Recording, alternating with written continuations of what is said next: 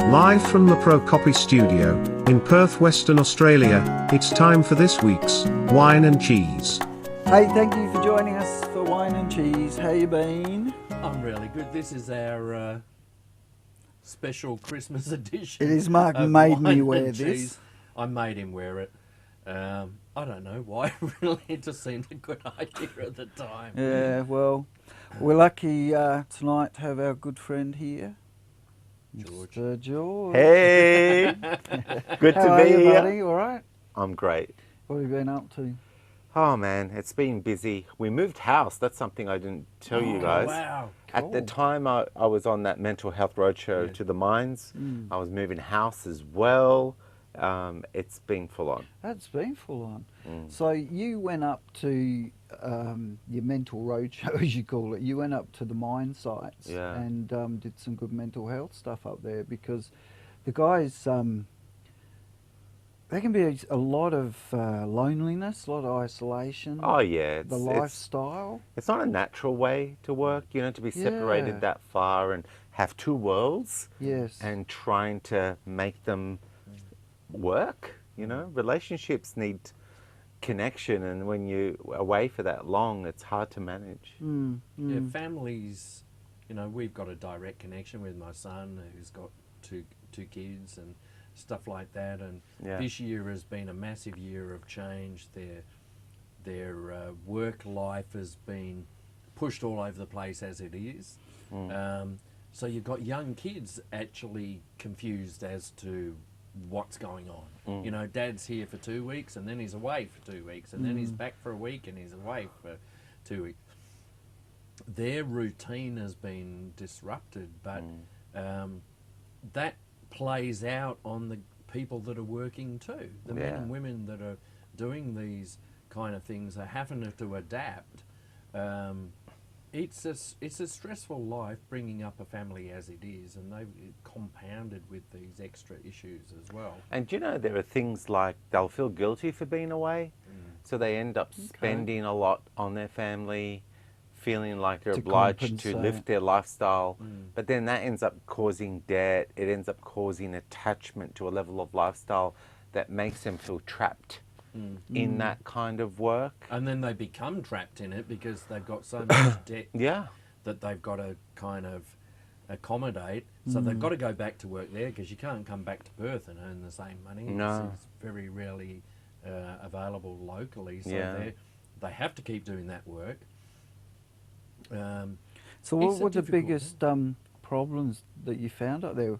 Was alcoholism big? Obviously, when we're there, we don't see it, but we do hear that you get your guys who socialise at night. They'll have a few beers with each other, and you see them laughing, but they can't stay up too late because they've got an early rise, right? Yeah. And also, they get breath tested, so they're pretty good. They manage it. It's well regulated. But you get a lot of guys who take their drinks back to the donga Right. every night, and so you think to yourself, isolation, and you're isolating yourself. Social connection's important. At least over a beer, you're doing that. Let's just say alcohol and many other things are a way not to feel what's bothering you, so that you can understand it and do something about it.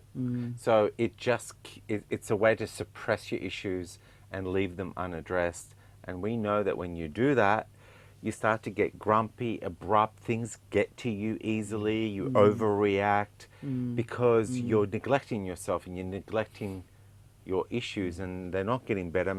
Usually they get worse. So unfortunately, numbing yourself and suppressing your emotions, it's such a blokey thing to do. Yeah. Like military, police, Yeah. mining sector, anywhere where it's male dominated, then you're going to see a lot of emotional suppression and a macho culture that sees people wanting to understand their feelings and just express how they're feeling is a weakness. I have a couple of friends that are in the prison services, and the stress that they go through is big unbelievable. time. They're very understaffed. I guess everywhere is understaffed Yeah, these days, but yeah. they are very understaffed. The pressure that they're under is immense. They're essentially policing the people that are imprisoned. Well, That doesn't stop. in a The former policing life, doesn't I stop. used to work for corrective services, right? I was the purchasing officer for the academy where they train prison officers, right? And a couple of things I really found with that is one, prison officers have amazing senses of humour, right? They're very funny people, but they're also very serious people, but they don't get paid much for what they do. You know, the police arrest the people, the villains, but these guys have to then babysit them for the next 20 years. You know, and alcoholism is absolutely rife in that system. And there's the potential for injury. And you just they need to put your back They down can be and- ostracised if they're Yep. seen to do the wrong thing. Then the superiors come down on them because they're essentially the scapegoats. But they're the ones that are doing the hard yards. There's massive issues. Several of them that I would know at the moment that are like, get me out of here. Don't know where I'm going to work, but I'm not working here anymore. And What sort they're of already advice would you under give pressure. to people like prison officers in those sort of jobs? And Often, theoretically, but this theory comes with a lot of experience that it's not just theory, right? You changing the way you see things and relating to things literally changes your environment. So no matter how bad you're experiencing it, the power of our personal transformation from that perception shifting literally can turn something from pain to pleasure. And I see it all the time. I see people who want to escape from their job, their situation, and I go, please don't change that. Wait after you've learned these tools and to shift your perception. Just see how powerful of an impact it is on your environment, then decide what you want to do. Because cutting and running from places means you take what allowed you to create it, be complicit in allowing it to happen, you take that with you. you take it with you anyway. And so the chances of it being recreated somewhere else is highly likely. But if you change, but then you see levels of toxicity that is not for you, but you, the way you are, it doesn't affect you, you will still probably outgrow that place if you don't inspire the change in it. A lot of people, when they change, they become so strong in what they stand for, they become a leader in that space, and they become like a vortex, and they inspire people, so they become the culture changers themselves. But if they feel like there's a lot of egos and a lot of people who are intense with their egos to keep the culture as it is, then they will outgrow that culture and they'll flow into opportunities rather than escape. I've escaped, and then just luckily find somewhere else, only to not even realize how they were complicit. Really important. Like, work on yourself, work on the way you see it and the way you feel and react. Because if you don't do that, you're assuming that everything is outside of you that's the problem. And that's rarely the case. Did you find up on the mines that there were a lot of alpha males that it took you a while to get through to them? Yeah, so one of my favorite experiences that happened many times is that you see them chewing gum, kind of they don't want to make eye contact with you. They're kind of like they're pretending they're listening to some music as if they're in their own world. You know, they're like too cool for school. What the hell? And they're not engaging. No, definitely not. They'll do anything but engage you. Right. And so you start your presentation. Blake Wood, my co-presenter, he talks about his story. If he was suicidal, he was going to jump off a balcony. And he went from that level to turning his life around and thriving and inspiring community for a cause, right? Beautiful. So they hear that story and they hear that he was in FIFO and he turned his life around while he was in FIFO. And so then my turn is I start to talk about well, what the hell did Blake do? You know, how did he shift his perception? What are these tools? What is perception? What is the process that shifts it? Blah, blah, blah. But as I'm giving examples and all that, I mean, these guys aren't making eye contact, right?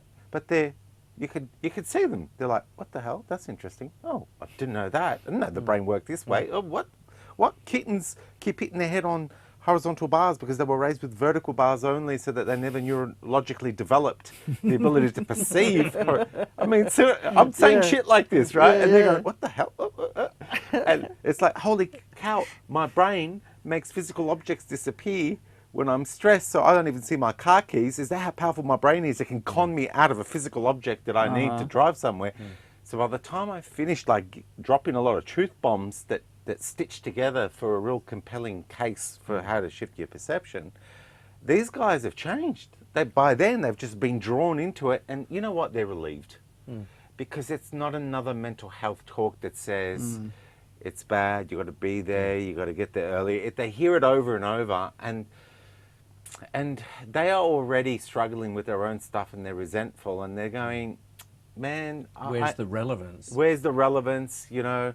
And so when they finally see that we're talking about we're all equal, we're all in it together, it's all about a culture of leadership where we learn to solve our problems more quickly, but really we've got to be there for each other and normalize that journey of shifting perception. That makes sense to them.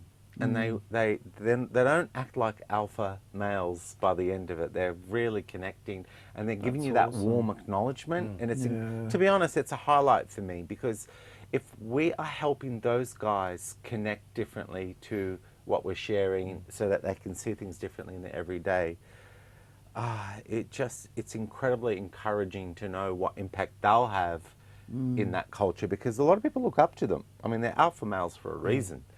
And so they end up becoming the ones that are meant to be your worst enemy, in that they're resisting and against you, but they end up being on board, and their clout and their leverage is such a great thing to rely on, because we need them. We need these guys to turn, because they turn a lot with them. Do you think that in the long-term process, because it is a culture change, isn't it? Really, Huge. what you're trying to get happening now. The companies themselves are going to turn around and they're going to go, you know what? We've got a better culture here, a better understanding of everything. People are more productive. The workplace ethic is better. There's a better culture. When there's a problem, it's dealt with. It's handled. It doesn't fester and become a major issue down the track and things like that. I think what you're doing is creating that culture for change, but at a base level that is going to impact on everybody, and it will impact on the profitability of the company. I think that's for as any well as business. the mental health of everybody. Oh, the retention of Most staff, definitely. the productivity, the even less injuries, because when people's minds are on the job because they're not stressed, mental safety, it's directly related to mental health. You see, all this OH&S stuff was so important. Some people argue it's over-regulated because it gets to a point where, there's a chance someone may, so therefore we have to come up with another list of rules. And it puts a lot of pressure on these workers, because it's kind of like all this pressure to be productive, but all these hoops to jump through to be productive. And then they've got the supervisor pissed off, they're not getting shit done in a 3 points hurry. of contact. And they're getting dobbers from safety reps saying you're doing the wrong thing, whack, whack, you're threatening your All work. I want to do is change the globe on the flashing light on the top of the ute. Yes. You know, I don't want to wait 45 minutes for somebody to bring the cage so that I can do a work in that height. I've filmed on building sites and mine sites where you know, this 3-point contact thing, and it's like, well, I'm sorry, I can't climb that ladder and carry a camera as well. I need to do it like this, and you can't do that. And it's like, how am I going to get up there? Put a rope round it and we'll pull it up on the crane. Okay, but don't bang it. It's a camera, you know. Well, we're interested in your safety, not your camera's safety. That's it. We don't I mind do the whatever camera it takes to get the shot. We'll buy you. We'll keep you alive, but you'll be out of a job with a dodgy camera. Basically. So I'm fascinated by some of the work that you do, because I think the year that we've all gone through has meant that we've all accepted that there's change, and there's ongoing change. You can't actually really plan on anything, because halfway through your plan, something's changed, and we're all learning to adapt more. We have to. And I Things think aren't going to go back to normal, are they? well, normal has moved. I wonder where 2021 is going to go. We all hope that things are improved, but there's been a lot of lessons come out of this year. Yeah. Personally, for myself, I've looked at it and I've gone, you know what? I learned to look at things 2 or 3 different ways now, not just like A, B. I'm like A, B, C, D, E. What if? Yeah. That's such a good thing to do. We're having to be malleable and adjust to things that are going on. And you see it in the creative industries, people that have managed to put on shows. And you look at them and you think, my God, you've done that, and you've done it from lockdown. It's been You've operated an incredibly tough entire year show from home for entertainment remotely industry. because you couldn't get out of lockdown, and people have enjoyed the show. They've got no concept of what it took to get that show up and going. Oh, big time. And just down to funny things that you've seen the videos Amanda and James were doing. Yeah. Absolutely hilarious. Yeah, creative people have had this opportunity to think left of centre and become really Well, creative. it's how this show started. Yeah, well, we had to do it. We were in you know. lockdown and we couldn't invite anyone to come and sit in front of the cameras. Yeah. So we sort of said, because we had to learn this new equipment. Yeah. And so we sort of said, well, bugger it, we'll do it ourselves. Which And reminds me, we're now up of to course- episode You adapted. 19. of course, one of the people that helped us with the early shows was Alan Pithers, who actually we found at the back of the studio. If you go back Poor through guy one got of the locked early in the episodes, studio for 2 months, man. 2 months we locked him in the studio. He was found living- him What kind in of here sick when we were people doing. are you? He was living well- off some biscuits he found, right? So we found Al tinkering away on the piano one night, and if you go back to one of the early episodes, you'll probably find him there. Well, he took the It's quite a opportunity in revolution. August to go back to Germany, where his contract was still up there. So work around WA was pretty thin on the ground. So he's like, okay, I'm normally over there 9 months of the year. I'll go back. Goes back. And within a few weeks, literally 3-4 weeks of being back there, they closed down the area where he was. And then he thinks I'll kind of move back to Dresden, where he had previously worked, goes back there. Then they closed that down and shut down the rest of Germany. So unfortunately, he was in a situation where he was on contract, he wasn't employed, so he didn't qualify for, I guess, their equivalent of JobKeeper. He was stuck. So he managed to find a place to stay, and then he contacted some people back here, and we've been able to assist him getting back. And currently We Al's sent in- him money in- for in, scotch to keep him going. well, he couldn't drink on Emirates on the way back. But so Al, hi, if you're watching this, he's in Darwin at the moment in a beautiful piece of accommodation. I saw a picture of it. Absolute luxury. Luxury, bloody luxury. And so hopefully in the not too distant future he'll be back in Perth. And we'll get him back in And, here to tinkle the old Oh, ivories it would of get him the to do baby something. grand we've I got think, down there. I think he'll be very happy Can you to play be back piano? in. I'm keyboard literate enough to Yeah. compose my Because you music. do music, yeah. Yeah. So he's one of those stories that you think, there's no right or wrong in it. He was doing what he knows how to do, which is go and play. It was and a he's got caught calculated up risk in a whole that was out of environment. his And control. and you do think now, well, are people going to stop travelling because they're not prepared to take a risk because they think they might get somewhere and then they can't get back? So we've got all these things to play out next year that are mind-bending scenarios, But I think overall, I've learnt some good things. I've had some good experiences. We've had some crap experiences this year. Weirdly, but- a lot of us have had great experiences. Yes. Yeah. And I think It hasn't that's been the all thing doom and gloom. that out of this, our brains have gone, okay, can't do this, I've got to do something. And we've all thought of these ways of adapting to the circumstances that we've got.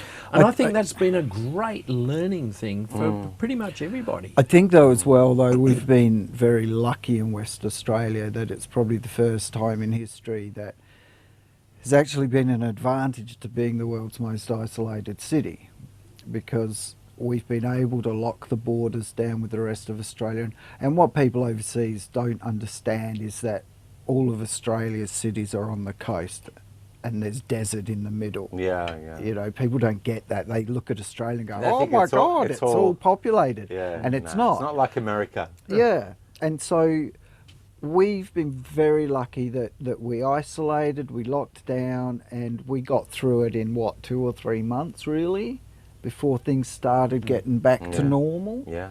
And you know, to our friends overseas, especially in England and America, they're still doing it tough. And you were saying before, when we were talking earlier, before we started, before we went to air, that you know, there's going to be wave 2, 3, 4, 5, 6. Yeah. This could go on. Well, Forever. that's. But I just, no one's ever explained to me why we were arriving at an environment where viruses were going to outsmart us, become Dictate what we dangerous, do. and dictate everything we do, and they're going to come as an army, wave after wave. No one said why it's coming, why it's going to stay. They just said it was going to, but they never explained. And I'm sure there Yes. must be reasons, and I want to understand everything, so I'm going to have to do a bit of research on that. I'm the same. I'm looking at the whole thing at the moment and go, okay, what's different right now Yeah. about what's going on that's Yeah. happened in my lifetime, let alone, you know, say in the days of my mum and dad when they were younger, where TB was prevalent. and- Yeah. Well, our and parents' generation, and- polio. My and my all nan of had those kind of polio. things. Why is it My now stepmum had we're polio. going through a completely different process of dealing with these things? Before, you'd go, okay, there's a certain proportion of the population that are going to be sick. There'll be a certain proportion of the population that are going to die from a really bad flu. Why now are we taking this attitude that this one is so bad, we've got to shut everything But- down but on the it's- whole planet? It's got, what is it, a 97.9% survival rate anyway. Yeah, I also get It's a confused. bit of an overreaction. Yeah, but I get confused when you've got doctors who swear by their results. Like, I saw one 3 days ago, and he was a bit emotional because when he sees people die and he sees his treatment have such an impeccable record, ivermectin, I think he was talking about, he was saying, please, please, government, don't take my word for it. Just look at all the results, look at the numbers, look at the data, and come up with your own conclusions, because the conclusions I'm drawing from the incredible success we're having is that we can cut the transmission in its tracks with this incredible treatment. And I'm thinking, how come real doctors on the front line getting real results, why don't they ever reach mainstream for discussion? Yeah. For discussion, Yeah. you know? Maybe they do. Maybe I'm not watching. I don't know, but I don't seem to see it. Yeah. And I think Me that neither. Well, I think that comes back a little bit to that discussion we were having being on air tonight, but where we're going, where are the investigative reporters Journalists, yeah. and journalists that can go through this information and put a different opinion up on screen and let people see, okay, here's A, here's B. You make up your mind which one you want to go with, but I'm going to give you two sides of the story here. And this one here is quite an interesting one, because this is a doctor that's on the front line. yeah. So why aren't we seeing those type of things as opposed to opinion-based reporting, which seems to be prevalent? Yeah, that's right. It's like, this is my opinion on this, but we're not actually being given many facts. I know, but I think it's because the politicization of news. Like, for example, when I was at uni, I studied journalism, mass Right. communication, producing TV and all that sort of stuff, right? And I remember this very distinctly, right? Lecturer puts up 2 newspapers, and I can't remember what they were, but they were in Sydney, and one of them had a headline for the same news, and the other one had another headline, and they were 2 opposite angles of the same situation, spun for Labor and Liberal. Yeah, Now, right. and I was in shock because this naive soul thought news was news. Yeah. It's not. Nothing. No. And now I know, not just with media and news, but just generally perception decides the angle. And you decide the meaning in anything. 2 people on a roller coaster, one shits himself, one's having a great time. I get it, I get it. but it comes down to even what we're told is true Yeah. is being put on the lens and delivered to us as authority reality, right? When you've got opposing angles that are opposite to each other coming at you, we're creating division in our society. And now, so you got an investigative journalist, but the problem with that is it's not sensational. And they've been cutting the journalism budget of reporters for 2 decades. Yeah. They've squeezed the life out of the resource of people going out and asking questions and getting to Yeah. the bottom of things. But now Yeah. I think it's a good thing. The new citizens have got their own smartphones. They're going out there. They're tweeting what they're seeing. They're recording what they're seeing. They're talking to people who are on the front line And of it's anything and reality. everything. It's reality, and I think it's a beautiful thing. But they're being censored, demonized, because now you've got the tech platforms. They're going, oh, we've decided that's not true. It's like, yeah, it might not be true, but these people have an opinion, and I believe that best ideas eventually rise like cream to the top. But if you censor everything, then it can get pretty dangerous. I have a bad feeling about this idea that people dictate what's true and what isn't. Don't you like that? Something breaks and they go, oh, there's no evidence of that. It's like, well, of course there's not. You haven't investigated nothing. Yeah. Why don't you go and have a look, ask questions, and maybe you're right, maybe you're not. But don't declare Yeah. the truth. Yeah. Within a split second of something coming out. Exactly. It I makes know. no sense. I've seen news reporters at, is it Chewett Hill, where Channel 9 and Well, they 7 used to and be that up were, there, yeah. in Dianella. And I've seen them walk across the road to the bushland and do their pieces to camera. So they're reporting on something they haven't even bothered driving to find out. Oh, man. And a it's lot like- of media do that. You know, as I was learning this, and I would ask, you know, I won't CNN were Dobby busted. Min. I won't Dobby Min CNN and were say his busted name, pretending but- they were at a hurricane, pretending they were at a war. They were wearing Oh, have helmets and you everything, seen but they were green CNN? screen. Have you seen Yeah. CNN? Yeah, I That saw was that. CNN. That was hilarious. They're meant to be, was it in Lebanon, Beirut, I- right? I don't and know they're where- on the roof, right, and they're green screened, and they're picking up the helmets and putting it on. Because they're being squeezed, Yeah. and they somehow still have to create some. And there was that Story. Nancy Interesting woman who delivery. was, and they, she was doing her piece, then they're crossing to the place, and the same bloody bus goes by in the background. Yeah, right, they're right next to each other. the And bus it's like, gave guys, it away. a little bit more effort would be appreciated. But they've got you no know? resources, so they look at the tools they Yeah. got, green screen, Yeah. get creative, Yeah, yeah. give people a version. Yeah, That's moon landing. No, let's not go. What about there. the movie? What about that movie?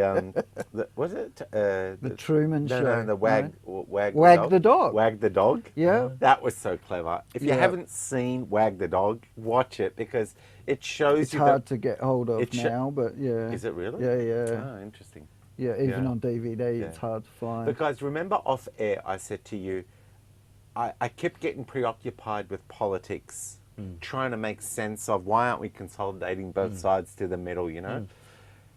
And then I realized we have a philosophical dilemma because what gives us meaning in life? I mean, we're at Christmas right now. What do we love most about Christmas? When we come out the other side of Christmas and we look back, what is it we remember? Because I'll tell you what, those toys, they get forgotten fast.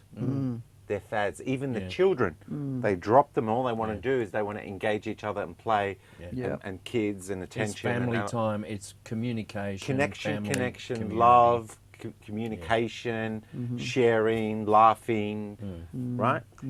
And the meaning of life distills down to the preciousness, the sacredness of connection. Yeah. It's like right now, I enjoy your company. Not tomorrow or not yesterday. No, right now.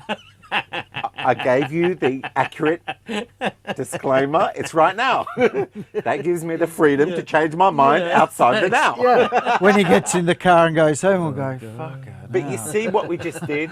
The connection of you saw an angle to be funny. It made me laugh. Yeah. For now.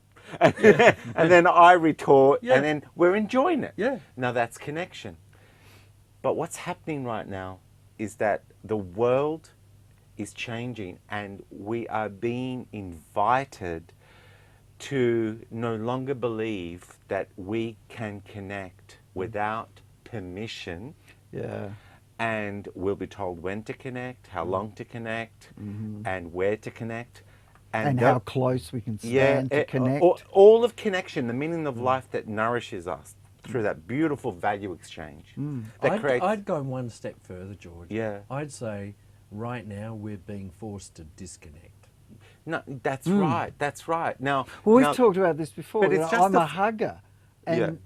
COVID's driven me nuts. So I've gone to hug people. Like, oh, no. I know. You're like a scary dude. And it's like, It's like we've been all turned to Grinches. Yeah. yeah, They yeah. can't hug each other You at can't Christmas. do anything. Don't go Yeah. near that person. Ooh, Yeah, yeah. Stay 1.5 metres away from them. Well, on my way here, I could see these poor politicians, Gladys in New South Wales, Yeah, trying poor to come up Gladys. with rules to show some ounce of compassion. If you're in the northern part of the northern beaches, look, on Christmas Day, you're allowed to have 5 people, only 5 people from that jurisdiction, because she doesn't want people to be lonely. But suddenly, all right, so we're going to allow some window of potential cross-contamination of this virus. But what can we do? We can't just go sever the frickin' connection at Christmas and make everyone isolate. Yeah. But so they're trying to massage something. And you know what, guys? The bottom line is this. If the virus is as bad as it is being told every day, then I do actually get the justification to be extreme, because Oh, it's for kind of like, sure. oh my gosh, we're going to kill people. For sure. But I got to tell you this, right? Every time I go to understand what they're telling me about the danger of this virus, the impact that it's making, and I go 3-4 whys deep into the research, I find out it's not as extreme as the lens they delivered. There's a it lot with, of fear mongering going on. right? Like, you know what I said today in one of Channel 9's news things? It said something along the lines of no significant spike today. I go, how the hell do media manage to make good news sound scary? yeah.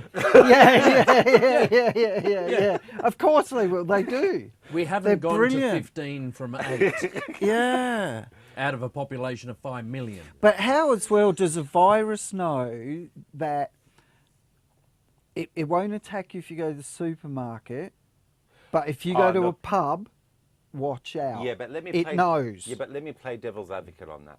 These guys in their high towers, they run algorithms and they learn to tweak Sure. exposure times with some mathematical modelling. They should share it with us, Sure. because I think we'd appreciate it. I right? think we should It be would told. help. Yeah, Because because then then we'd it- have empathy and yeah. we're really aligned, Exactly. and right? And we know. Exactly. Yeah, and also then we'd see whether they're getting carried away with some of the variables. We'd go, whoa, what Yeah. kind of Yeah, assumptions I don't are spend they? 8 hours Yeah. a day at the pub Yeah. Right? on most days. So I do get why these weird rules end up being the output, but they're doing themselves a great disservice by just delivering the output and not saying, and by the way, online on our website, you can go and find out our mathematical models, the variables we've used, why we've used them, what experts have put Because their names we'd like to them, to know what and studies they're understand. attached to. And it's not, we don't That's need a leadership. university degree to work something like that out No. if it's shown to us. Yeah. I thought of something the other day. I think I related it to Phil, but I said the chief medical officer in WA. I said, has anybody seen him? Not that I know of. Roger I said, Cook? No, he's the Yeah, health someone minister. else told me that last But night. I find that interesting. I said, okay, so if I go to court Does he really and I exist? bring up something that's hearsay, which is Fred said to me, blah, blah, blah, blah, that's not admissible. But we don't see, and the chief medical officer here can't be questioned. No, he's not been on the media. Is it It's because only he's been too relayed busy by somebody else. saving us all? What he said has been relayed by somebody else. In a court of law, that's inadmissible. That's hearsay. Someone came up with a theory last night who said exactly the same thing. And he said, when that person was in a court of law, they actually said, oh, there's a less than 1% chance of cross-contamination if we open our borders. And that didn't suit McGowan. Right. And so it's like he doesn't want, because he'll just blurt out the truth. He has no filter of political reasons to control this. So he'll just blurt out things that might contradict McGowan. So McGowan has to keep him out of that range just in case he accidentally but says something that then is a filtered That's the theory. conversation, which is we're no longer hearing, and that's the whole point with hearsay. Yeah. If Yeah. you get the chief medical officer to come out and tell us Yeah. exactly But- what's going on. I don't want but- to hear a second-hand story. But scientists, the chief medical officer might be highly intelligent in what he does, but he might not be a very good communicator, and he doesn't want to be in front of cameras. That's and okay. things, He you can read an know? order queue. He can type it up. He can sit there and he can do it. Really good He doesn't have- example. Watch Dr. Wayne Carver, the medical examiner at Sandy Hook in Newtown, Connecticut. Yeah. You watch him fuck that up. Really? Oh, big time. Wow. I'll send you the link. Phil, I've got a question for you. Yeah, It's been a hectic year. it has. Give me a couple of good points that you've had this year. Yeah. Oh, don't put me on the spot. There's a couple of real good things.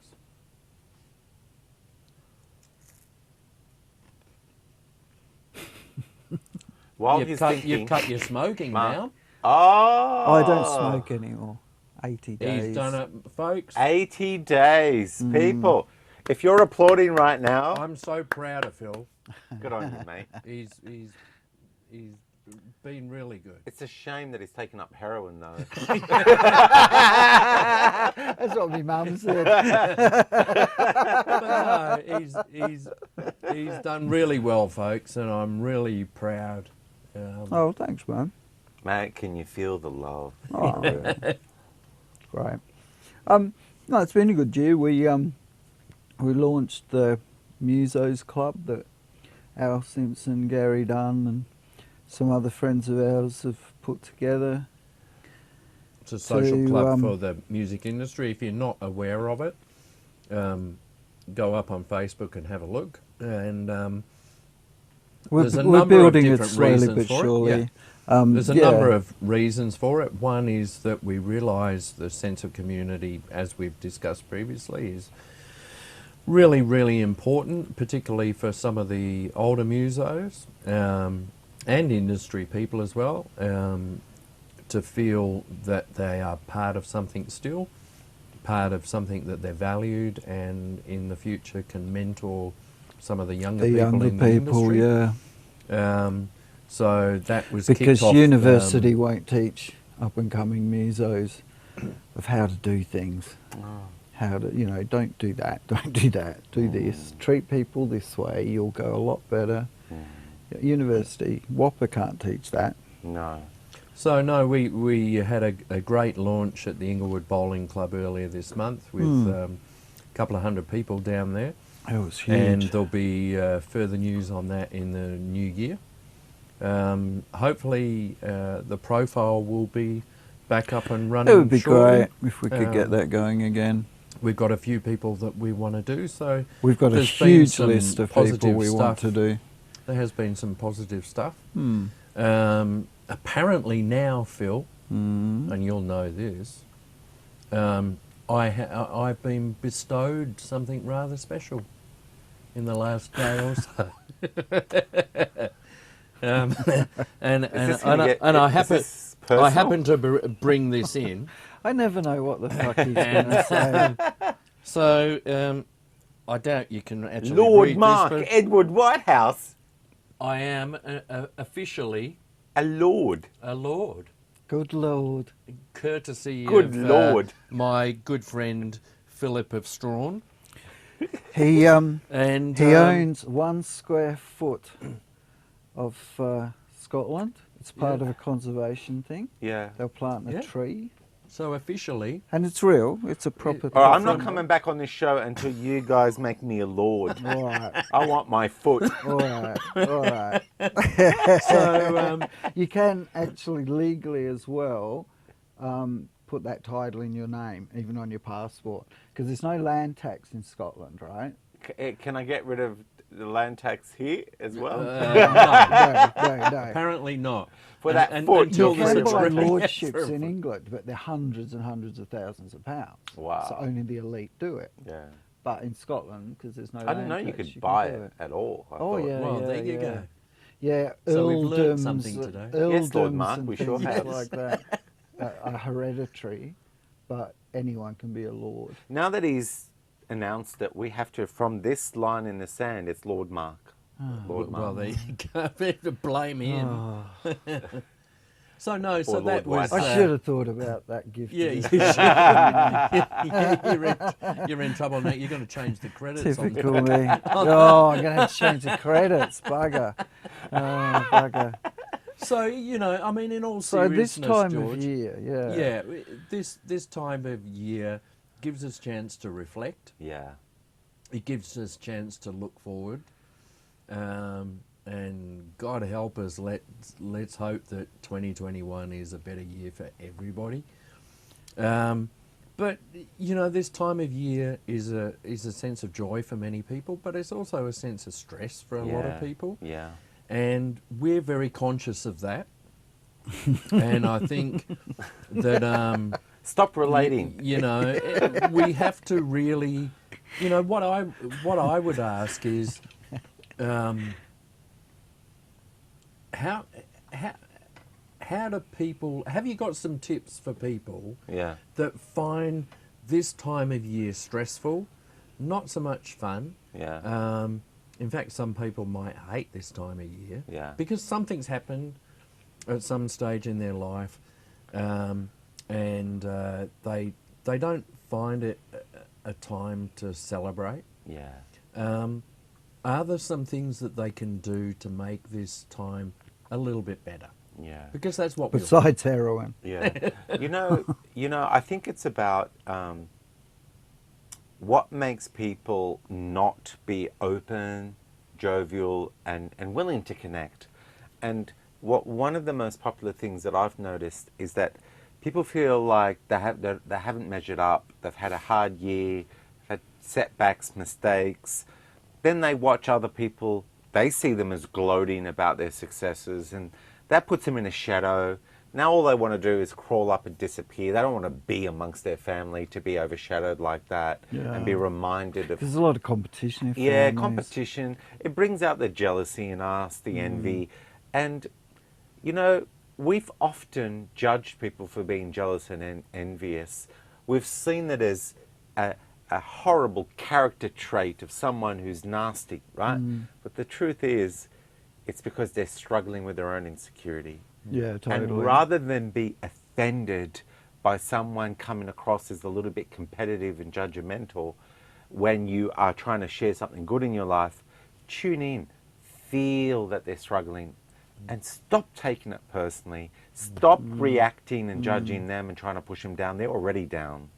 So I'm encouraging all of us to be mindful of those that have had a hard year, 2 steps back, 3 steps back, and they're struggling, and then they see other people thriving. It's hard for them. And a quick message to those that are in that predicament. I know from all my experiences, personal and across the board with all the coaching and all personal development, that everybody has their ups and downs. Some of those downs last a long time. Sometimes they don't. Some of those ups are quite high, but they don't last. The lows can be really deep. So for all of us at times, Which means, please, please access that perspective and see Christmas as a window where you can start to spiral back up. Don't believe that your predicament is indefinite, because it never is. You deserve to have the perspective, and don't let this beautiful opportunity of Christmas, where people are craving your attention, your connection, your love, for you to be too overprotective and shut down, comparing yourself to them. Don't do that, because if you go all in on connecting to them, loving their good, the things that have gone good for them, it's just going to want them to want to reciprocate and be there for you in any way they can. And I guess as well, for people that are physically on their own, that don't have family or things like that, you know, maybe try and find someone else who's alone, and if you can't meet up, I've spent 4 hours on a phone call with a mate in Mildura. And also, every you know, family that knows Adelaide. someone who's a bit of an orphan in the city, or a couple of people, bring them into your family. I know heaps do, and it's beautiful. Yeah. And we always have a habit of doing that. We My always friend seem Belinda to average does that. 1, 2, All 3 the orphans. city orphans, you know, Yeah. and you bring them in. And then there are people who are all orphans, and they all get together. So you got to make a bit of effort here. Yeah. Don't neglect, Don't and then wait think, for it oh to my gosh, come. I'm on my own. How did this happen? Yeah. Make a bit of an effort. What a tragedy. Put yourself out there. Yeah. Invite yourself in a nice way to people. Say, oh, you know, is there a way we can join this Yeah. Christmas? Yeah. It's really important. You do We're need not to meant to make- be on our own. Yeah, you do need to make some effort. You can't sit there alone and not tell anybody you're going to be alone at Christmas and then whine about it afterwards. Yeah, you know what? Part of us feels people would just notice. You hope. You know, because we're so sensitive and thoughtful, we project, or we expect everybody else is as thoughtful and sensitive as us. But the truth is, people are so caught up with the rat race, the stresses, that they don't have a special radar on everybody that's in a bad place. So don't see it as they don't care enough. See it as they're screwed too. Yeah. And don't let that get in the way of being there for And each other. year on year, if we take that kind of advice on board, this year you can address this. Next year you can do a bit more. Yeah. The following year you can do a bit more. Yeah. The world can become a better place. You know, I'd like to and hope I think so. I think it can, Phil. I mean, we've all gone through some amazing things this year, completely unpredictable things. Usually, at the beginning of a year, you think you have a bit of a plan. And I remember so many people saying to me after a pretty average 2019, 2020 is going to be a good year. Even 2020 sounds like a good year. I know. And we all hit the I ground know. running, and then bloody COVID I hit. It was like, I launched these media posts with my social media lady about 2020 vision. Yeah. And this is the year to have a vision and learn how to adapt and make the most of it. And then the where wheels did fell this off. Where yeah. did this come from? Yeah. But funnily enough, 2020 vision became even more relevant. Yeah. But can I just say this? Right? My favourite, most revered moments Have been with us. are when, besides you, are when I have been in a very low place, maybe driving, just feeling shitty, too many things have gone wrong, and I felt so flat, Yeah. right? My favourite moments were when in that moment I remembered that it won't last, and that it never lasts. And then suddenly this little dry smile appears on my face, that even at rock bottom, I have a thread back to truth, back to perspective. And I want everybody to take that as a reminder, that use it as a trigger. Whenever you hit rock bottom, remember what George said. That little dry smile that says, I know it won't last, it never has, and I'm going to gift myself the luxury of truth, that I'm about to come out of this, and me not giving myself a hard time and buying that it's indefinite is actually accelerating myself out of it anyway. I think that's fantastic advice. I think it's heartfelt, it's truthful, and I think all of us can get something from that. And I think let's make it our goal. Let's make 2021 a better year. Because you know what? Nobody's going to do it for us. We've got to do it ourselves. Yeah. Let's turn our back on this year, go, wow, we've had some great learning experiences. We've learnt what not to do. We've learnt new ways of doing things that we never thought. Things have accelerated our learning this year, which is quite amazing, really. You kind of get in a pattern of learning things, and then all of a sudden you're like, nah, I'm going to watch 8 YouTube videos tonight on how to do X, Y, Z. Yeah. Phil knows I do that because I send him all the links. On really weird But, things. but, you know, it's like, wow, I've learnt so much. I've taken the opportunity to learn new things. Yeah. You can teach an old dog new tricks occasionally. True story, that. And I find it fascinating. My dad is, 91. He's still learning new tricks. You know, he got himself a trike because he can't drive anymore. He's got himself a trike. And he's like, I remember when I used to have a motorcycle and sidecar. He said it's exactly the same thing. Other people had trouble doing it. No. He's like, I'm onto this, you know. There's some fantastic experiences that we've all gone through this year. Let's take all the positive things that we've got and take it forward into 2021 and make 2021 an exceptional year for us. And even the negative ends up being positive. Yeah. Yeah. Because Well, all we either chaos, let it get to us or we don't. all chaos causes a reordering Yeah. Yeah. for an evolution. And it can be a good reordering. But it really is. So it's up to us to embrace the chaos and reorder the bits that are everywhere back into something that makes sense for us. Yeah. And philosophically, we create the meaning of our lives. It's not meant to be handed down by someone else dictating it. And I implore us all to explore that and start to create something that makes this excited again. Yeah. Well, on that note, we should probably sign off. We will, but Thanks Phil, for coming in. Let me say, this year... He'll Because say you to me forgot- afterwards, the show was a bit long. But Phil, let me launch with a 5-minute closing I'm just monologue. because we did discuss this, Phil, but you've forgotten. Yeah. That's not like There's me a to number forget of things. people this year that have been part of Wine and Cheese, Yeah. and we'd like to thank you all from all over the world. Yeah, we did some great that we did crosses some to great stuff. London, And, England. up in Broome, All over the over. place. We've had people come and give their time, give their experiences, give their isolation Just come in for a chat. experiences. It's been We've great. had people come in and chat. We've had people play the piano like Al Pithers. So Because we the really good thing like to about think- it is that we don't actually care if anybody watches this show. So that's the beauty of it. Well, you get to just be yourself. Yeah, and Yeah.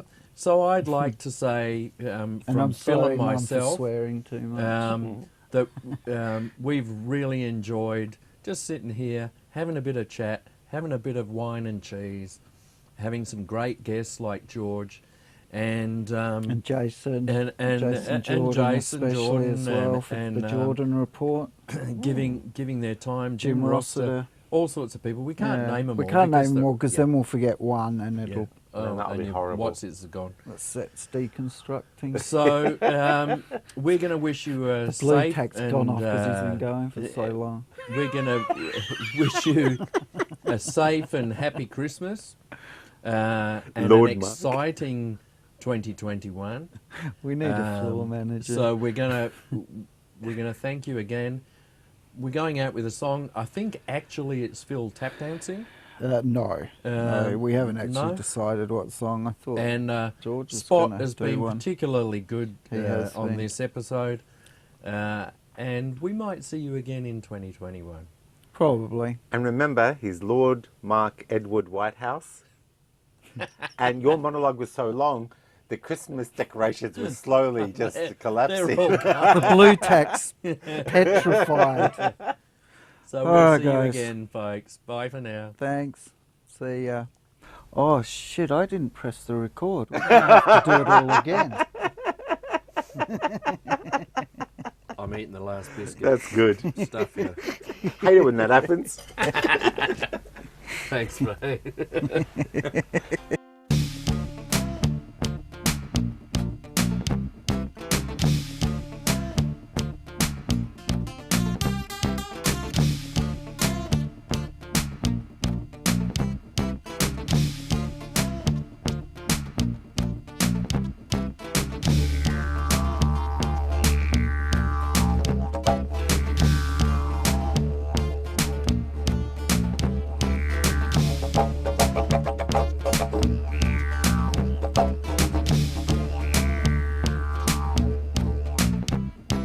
Come on, you know, swing to the groove.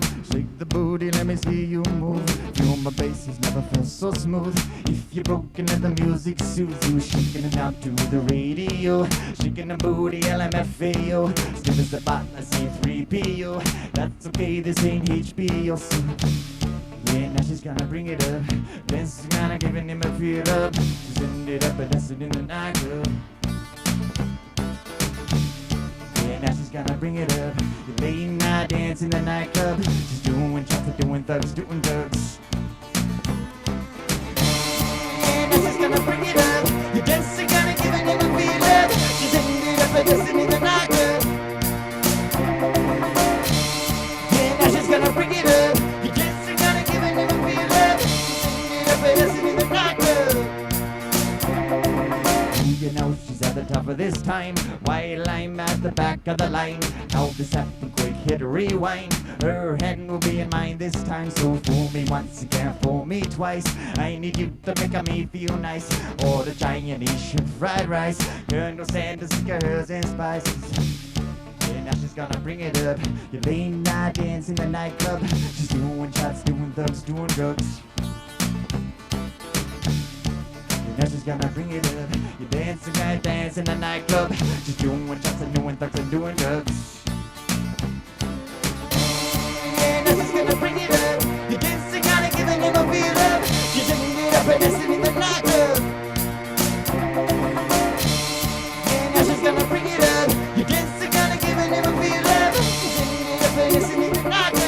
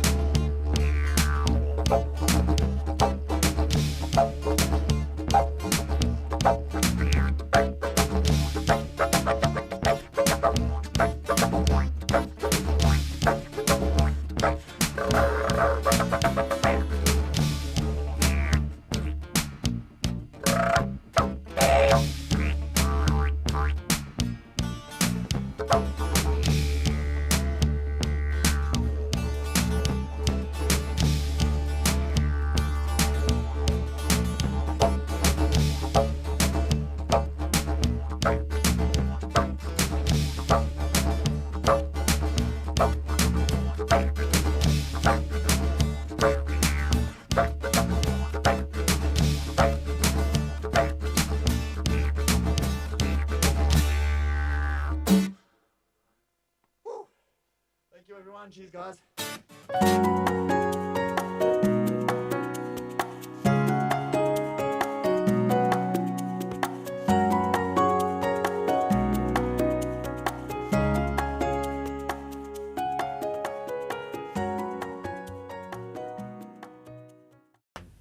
Oh, bless him. All right.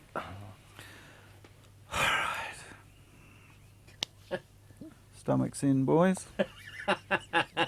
Can I hold the dog here? Of course you can. Right, we'll start on this, then we'll go to the Right, group, okay? I've got a ball thing keeps hitting me on the back of the neck. Don't you hate it when your balls hit you at the back of the neck? Oh, start. It's a wrong kind of tea bag. It's like an old bag. Oh my God. Oh, God. All right. Oh, right. He's Christmas tea bagging himself. This is the after midnight version of the show. That's right.